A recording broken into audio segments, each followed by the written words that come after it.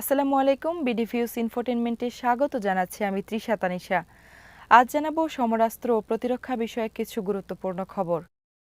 জর্ডানের পররাষ্ট্রমন্ত্রী আইমান আল সাফাদি এবং জাতিসংঘের মহাসচিব আন্তোনিও গুতেরেসে মধ্যপ্রাচ্যে চলমান উত্তেজনা প্রশমনে যুক্তরাষ্ট্র ইরান যুদ্ধবিরতি কঠোরভাবে মেনে চলার উপর জোর দিয়েছেন। জর্ডানের রাজধানী আম্মানে অনুষ্ঠিত বৈঠকে তারা সাম্প্রতিক আঞ্চলিক পরিস্থিতি, সংঘাতের প্রভাব এবং দীর্ঘমেয়াদী শান্তি প্রতিষ্ঠার উপায় নিয়ে আলোচনা করেন। জর্ডানের পররাষ্ট্র মন্ত্রণালয়ের এক বিবৃতিতে বলা হয়েছে, উভয় পক্ষ যুক্তরাষ্ট্র ইরানের মধ্যে কার্যকর হওয়া যুদ্ধবিরতি অব্যাহত রাখার গুরুত্ব তুলে ধরেন। পাশাপাশি উত্তেজনার মূল কারণগুলো সমাধানে পুনরায় কূটনৈতিক আলোচনা শুরু করার আহ্বান জানান। তারা আন্তর্জাতিক আইনের আলোকে হরমুজ প্রণালীতে নিরাপদ ও অবাধ নৌ চলাচল নিশ্চিত করার প্রয়োজনীয়তার কথা উল্লেখ করেন। বিশ্বের জ্বালানি সরবরাহের জন্য অত্যন্ত গুরুত্বপূর্ণ জলপথে স্থিতিশীলতা বজায় রাখা আন্তর্জাতিক অর্থনীতি ও নিরাপত্তার জন্য অপরিহার্য বলে তারা মত দেন। বৈঠকে গাজা পরিস্থিতির গুরুত্ব পায় আইমান আল সাফাদি বলেন, মার্কিন প্রেসিডেন্ট ডোনাল্ড ট্রাম্পের প্রস্তাবিত গাজা শান্তি পরিকল্পনার সব দিক বাস্তবায়ন এবং গাজায় পর্যাপ্ত মানবিক সহায়তা প্রবেশে ইসরায়েলের আরোপিত বাধা অপসারণ জরুরি। আইমান আল সাফাদি বলেন, মার্কিন প্রেসিডেন্ট ডোনাল্ড ট্রাম্পের প্রস্তাবিত গাজা শান্তি পরিকল্পনার সব দিক বাস্তবায়ন এবং গাজায় পর্যাপ্ত মানবিক সহায়তা প্রবেশে ইসরায়েলের আরোপিত বাধা অপসারণ জরুরি। তিনি সতর্ক করেন, মানবিক সহায়তার ঘাটতির কারণে গাজায় চলমান সংকট আরও ভয়াবহ আকার ধারণ করছে। অধিকৃত পশ্চিম তীর প্রসঙ্গে জর্ডানের পররাষ্ট্রমন্ত্রী ইসরায়েলের কর্মকাণ্ডের সমালোচনা করে বলেন, এসব পদক্ষেপ দখলদারিত্বকে আরও স্থায়ী করছে, উত্তেজনা ও সহিংসতা বাড়াচ্ছে এবং ন্যায়সঙ্গত টেকসই শান্তির সম্ভাবনাকে ক্ষতিগ্রস্ত করছে। তিনি আন্তর্জাতিক সম্প্রদায়কে পরিস্থিতি মোকাবেলায় সমন্বিত উদ্যোগ নেওয়ার আহ্বান জানান। এদিকে শুক্রবার থেকে এ অঞ্চলে সতর্ক শান্ত পরিস্থিতি বিরাজ করছে। যুক্তরাষ্ট্র ইরানের বিরুদ্ধে বিমান হামলা স্থগিত রেখেছে এবং ইরানও টানা চতুর্থ দিনের মতো পাল্টা হামলা থেকে বিরত রয়েছে। এই পরিস্থিতিকে ইতিবাচক ইঙ্গিত হিসেবে দেখছেন কূটনৈতিক বিশ্লেষকরা। তাদের মতে, যুদ্ধবিরতি টেকসই রাখতে হলে দ্রুত আলোচনায় ফিরে গিয়ে আঞ্চলিক বিরোধের স্থায়ী রাজনৈতিক সমাধান খুঁজে বের করা জরুরি। যুক্তরাষ্ট্রের সংবাদ সংস্থা রয়টার্সে জরিপ প্রতিষ্ঠান ইপসোসের প্রকাশিত নতুন এক জরিপে দেখা গেছে, ইরানের বিরুদ্ধে যুক্তরাষ্ট্রের সামরিক অভিযানের প্রতি মার্কিন জনগণের সমর্থন উল্লেখযোগ্যভাবে কম। সোমবার প্রকাশিত ওই জরিপ অনুযায়ী মাত্র প্রতি ৩ জনের একজন যুক্তরাষ্ট্রের ইরান বিরোধী যুদ্ধকে সমর্থন করছেন। গত শুক্রবার থেকে রোববার পর্যন্ত পরিচালিত জরিপে আরও দেখা যায়, ৬৯% মার্কিন নাগরিক মনে করেন প্রেসিডেন্ট ডোনাল্ড ট্রাম্প ইরানে যুক্তরাষ্ট্রের সামরিক সম্পৃক্ততার লক্ষ্য স্পষ্টভাবে ব্যাখ্যা করতে পারেননি।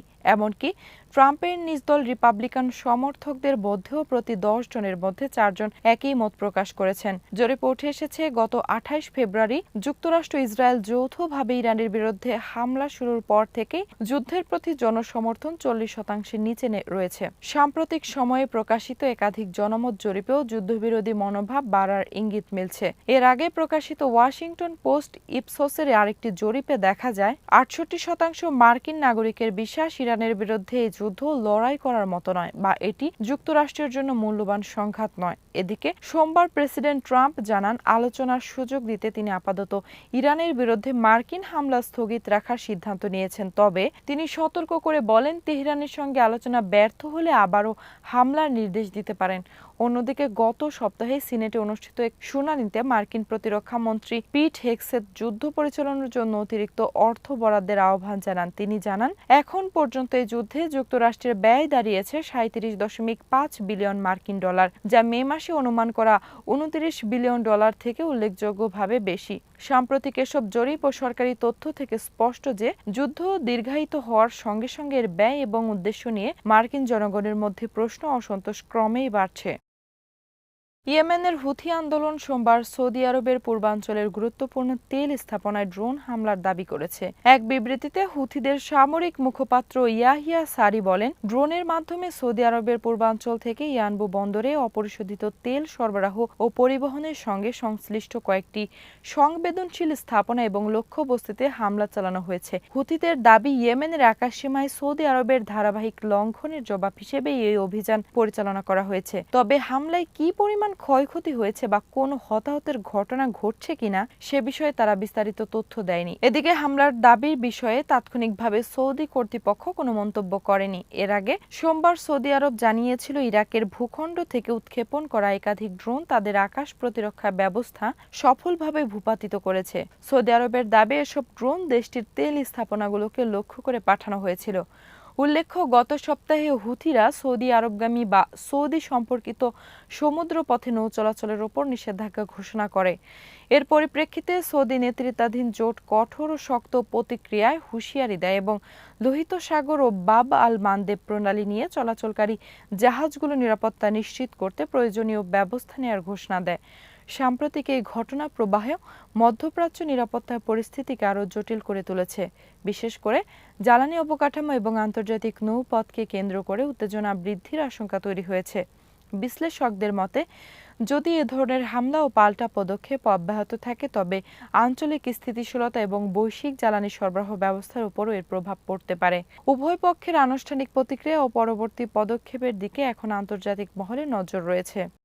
ইয়েমেনের হুথি গোষ্ঠী সোমবার জানিয়েছে, সাম্প্রতিক দিনগুলোতে সৌদি আরবের নেতৃত্বাধীন জোট সমর্থিত ইয়েমেনি সরকারি বাহিনীর সঙ্গে চলমান সংঘর্ষে তাদের 9 জন যোদ্ধা নিহত হয়েছেন। হুথি নিয়ন্ত্রিত আল মাসিরাহ টেলিভিশন নিহতদের জানাজা ও দাফনের ভিডিও সম্প্রচার করেছে। প্রতিবেদনে দেখা যায়, নিহতদের মধ্যে 3 জনকে উত্তরাঞ্চলের সাদা প্রদেশে, 2 জনকে দক্ষিণ পশ্চিমাঞ্চলের তাইজে এবং বাকি 4 জনকে ইব্বো আমরান ও সানা প্রদেশে দাফন করা হয়েছে। তবে তারা ঠিক কোথায় বা কবে নিহত হয়েছেন সে বিষয়ে বিস্তারিত জানানো হয়নি। শুধু বলা হয়েছে তারা সৌদি আরবের বিরুদ্ধে একটি নির্ণায়ক যুদ্ধে প্রাণ হারিয়েছেন।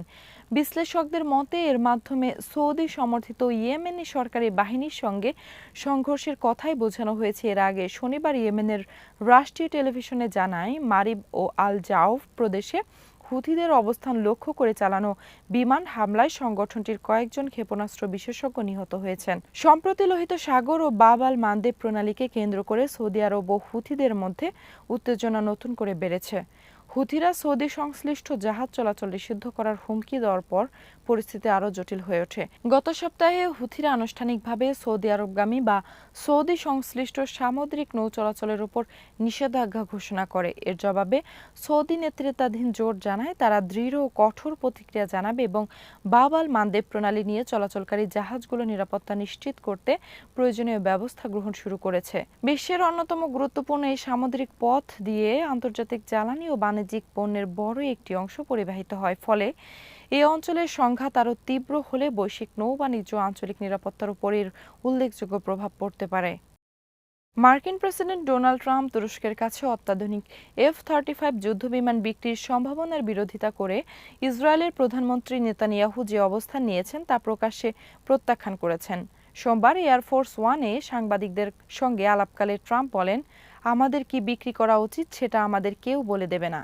ট্রাম্প তুরস্ককে যুক্তরাষ্ট্রের অসাধারণ মিত্র হিসেবে উল্লেখ করে বলেন, আঞ্চলিক বিভিন্ন ইস্যুতে বিশেষ করে সিরিয়ার ক্ষেত্রে আঙ্কারা ভালো ভূমিকা পালন করেছে।